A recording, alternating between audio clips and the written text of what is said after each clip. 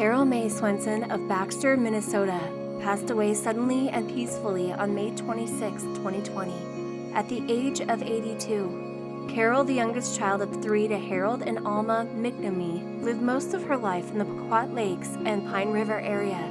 She was a quiet, unassuming individual, and from a worldly perspective, her list of accomplishments would look small. However, it is her self-sacrificing spirit for which her 3 daughters would like to honor her. Carol was born in Waterton, South Dakota, where she attended country schools until 5th grade with her brothers Harold and Lowell. Then she moved to Pine River, Minnesota, where she graduated. While she only completed high school, she loved learning. By word and example, she taught her daughters to pursue knowledge, to do their best, and not let the fear of failure hold them back. But it wasn't her education or experiences that defined her. Her investments in her relationships and friendships was what really brought her joy, never ceasing to ask her 3 daughters, Kimberly, Jerry Fast, Jackie, Bill Dale, Debbie Ross, Krautkramer, her 10 grandchildren, and 5 great-grandchildren how they were doing. Even though she wasn't geographically near to many of her grandchildren and great-grandchildren, she showed her love by collecting pennies and giving whole piggy banks to them. Though she loved her grandchildren, she did terrify them many times with her driving skills.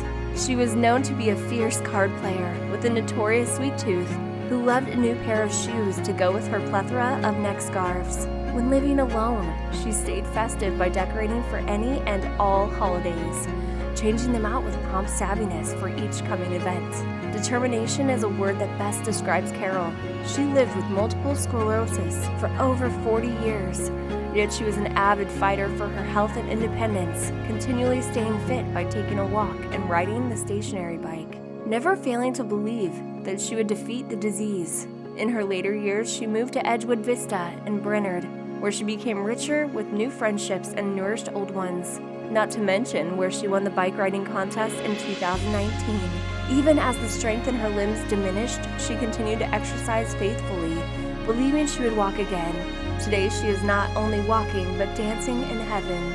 Because her confidence in God was so important to her, she taught her family that it is not what you do that matters, but who you are. She lived out her quiet faith by pouring herself into family and friends.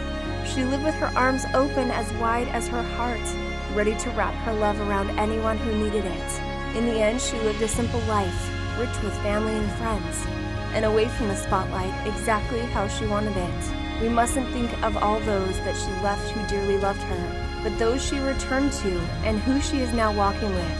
Her mother and best friend, with whom she is buried with. Her father, countless friends, and of course Jesus. Mom, Grandma, Great-Grandma, Carol, we love and miss you. Walk, skip, and dance.